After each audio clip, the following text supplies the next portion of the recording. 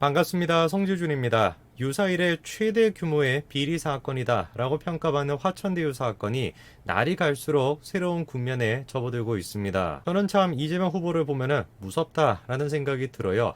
이런 지금 엄청난 비리 사건에 대해 가지고 대단한 자기가 과업이라도 이룬 것처럼 떠벌리고 다녔으니까 얼마나 이재명이라고 하는 사람이 뻔뻔한 사람인지 알 수가 있죠. 오늘 저는 영상을 통해서 지금까지 베일에 감춰져 있었던 사실상 잠적했다라고 평가를 받았던 한 인물에 대한 이야기를 해보고자 합니다. 엄청난 비리 규모에 걸맞게 화천대유와 관련된 사람도 정말로 많은데요. 가장 핵심적인 인물이 두 사람이 있습니다. 첫 번째가 사실상 화천대유의 100% 지분을 가지고 있는 김만배 씨입니다. 그리고 또 다른 인물이 있습니다. 이재명 후보의 측근으로 불리면서 이번 대장동 개발 사건을 주도했다라고 평가받는 바로 유동규 씨이죠. 그런데 그 유동규 또한 마찬가지로 전화번호를 바꾸고 잠적했었죠. 뿐만 아니라 천화동인의 소유자로 알려진 변호사들 또한 마찬가지로 홈페이지에서 지금 사라지고 잠적했습니다. 자, 그래서 이번 화천대유 사건에서 가장 중요한 인물 두 사람, 우리가 반드시 이름을 기억해야 되는 두 사람을 꼽아라 라고 한다면 첫 번째가 김만배고 나머지 한 사람이 유동규입니다. 근데 그 제일 중요한 두 사람은 지금 온데간데 없이 사라진 상태이고 누구만 지금 입장 표명을 하고 있냐? 사실상 별다른 역할을 하지 않았던 대표인 이성문 씨만 지금 입장을 내놓고 있습니다. 그 입장도 뭐 뻔한 것이죠. 그러니까 우리가 의심을 할 수밖에 없는 거죠.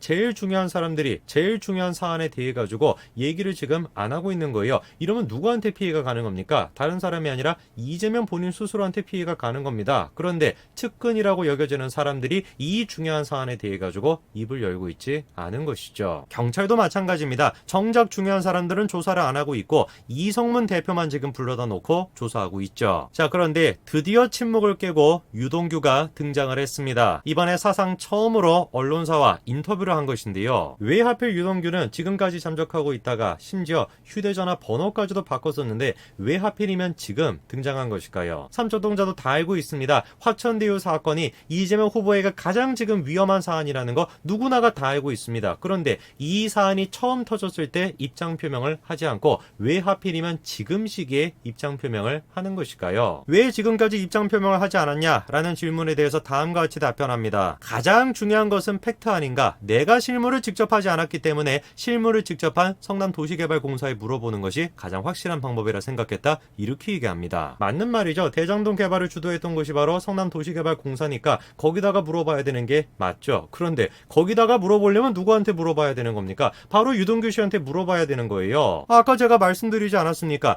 유동규 씨가 바로 성남도시개발공사에서 사장 직무대행을 맡고 있었고 자기가 사장 직무대행일 때 대장동 개발이 이루어졌던 겁니다. 벌써 감이 오시죠? 첫 번째 질문에 대한 답부터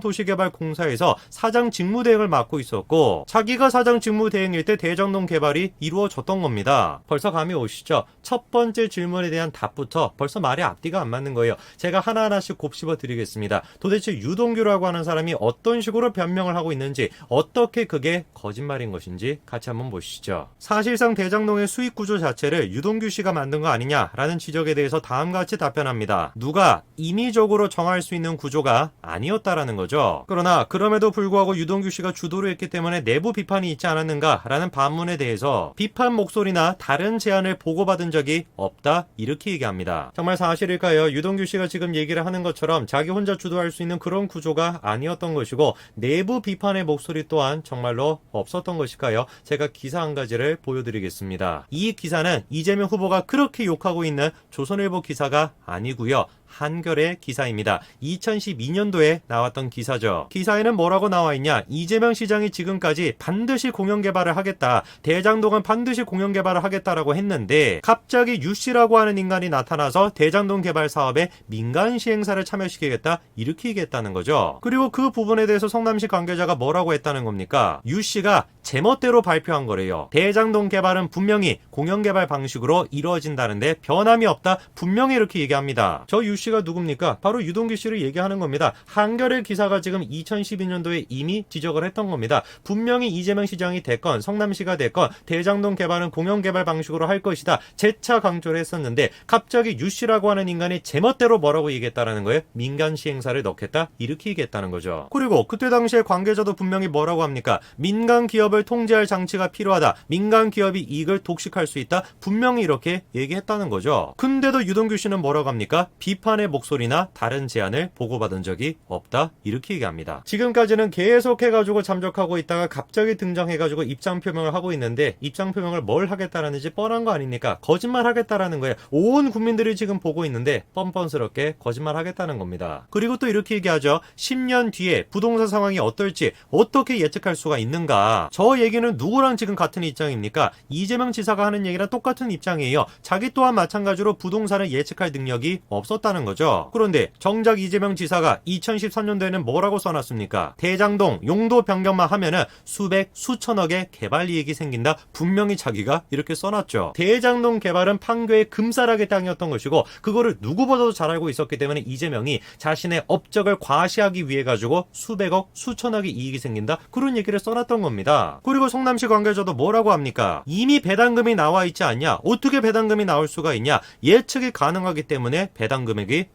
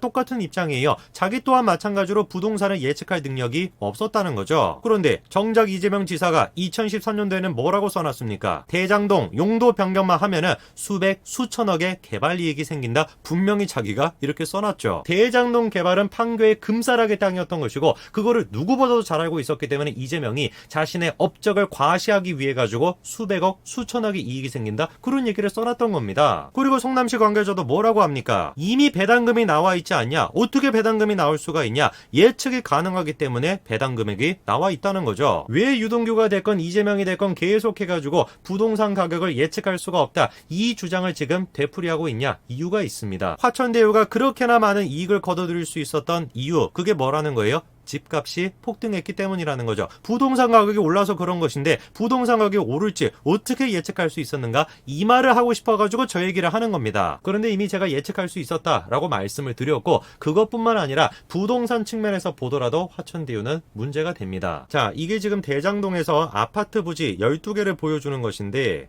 그 중에 A1과 A2 그리고 A11과 A12 요게 이제 화천대유 소유였습니다. 공용부지를 제외하고 전체 민간 택지 중에서 40%에 해당되는 그 정도의 택지인데요. 문제는 저곳이 경쟁 입찰이 아니었다라는 거예요. 다른 구역 같은 경우는 경쟁 입찰이 되었고 그때 당시에 경쟁률이 놀랍게도 183대 1이었습니다. 화천대유가 우선 협상 대상자로 선정되는 과정에도 문제가 있는데 그 부분에 대해서 유동규는 침소봉대식 보도다 이렇게 얘기합니다. 1000점 만점 중에서 20점 정도밖에 안 된다. 그 별로 중요한 게 아니야. 이런 얘기를 하는데요. 저 20점이라는 게 뭘 얘기하는 것이냐? 성남의 뜰 말고도 다른 컨소시엄도 참여를 했었습니다. 그런데 성남의 뜰만 유일하게 상대 점수 20점을 받았던 거, 그거를 지금 얘기하는 거거든요. 1000점 만점 중에서 20점, 이래버리면 적은 숫자인 것처럼 느껴지지만 1등과 2등, 1등과 3등의 차이로 보게 된다면 20점은 엄청나게 큰 점수입니다. 근데 그거를 갖다가 유동규는 지금 별로 중요한 게 아닌데 뭐가 그게 특혜냐? 이런 식으로 얘기합니다. 저는 어떤 생각을 가지고 있냐? 산업은행이 됐건 메리츠가 됐건 이런 지금 기업들이 사실상 끼워넣기 식으로 여기에 참여했다. 저는 그렇게 생각합니다. 왜냐면은 그게 아니고서야 1조가 넘는 대장동 개발 사업, 이렇게나 지금 거대한 사업에서 20점 점수를 챙기지 않았다. 이거는 말도 안 되는 일이거든요. 관련자가 잘리는 것뿐만 아니라 그 윗선까지 다 잘려도 전혀 이상하지 않을 만큼 20점 상대 점수를 챙기지 않았다라는 거 엄청나게 중요한 사안입니다. 근데 그거에 대해서 유동규는 별로 중요한 게 아니다. 이렇게 얘기하고 있습니다. 그리고서는 김만배 씨와는 아무런 사이도 아닌 것이고 권순일이 됐거나 박용수가 됐거나 왜 하필이면 이런 사람들이 참여하고 있는지 이것도 알 수가 없다. 이렇게 답변하죠. 손바닥으로 하늘을 가리려고 하지 마십시오. 현재의 대한민국은 옛날의 대한민국이 아니에요. 옛날처럼 그렇게 쉽게 거짓말로 사람들을 속이고 진실을 감출 수 있는 그런 시대가 아니다라는 겁니다. 이재명 후보는 더 이상 비참해지지 마십시오.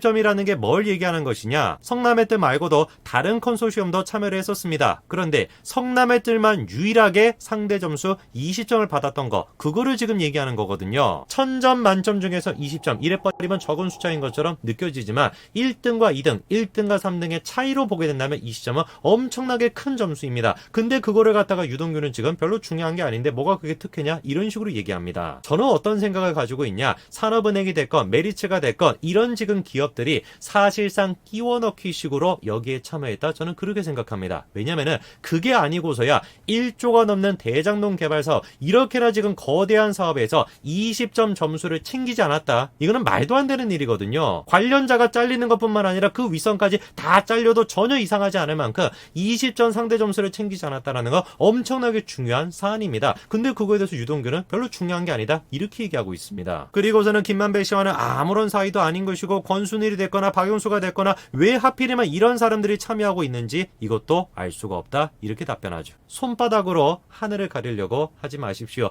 현재의 대한민국은 옛날의 대한민국이 아니에요. 옛날처럼 그렇게 쉽게 거짓말로 사람들을 속이고 진실을 감출 수 있는 그런 시대가 아니다라는 겁니다. 이재명 후보는 더 이상 비참해지지 마시고 솔직하게 이 사안에 대해서 입장 표명을 하시기 바랍니다. 여기까지 말씀드리겠습니다. 감사합니다.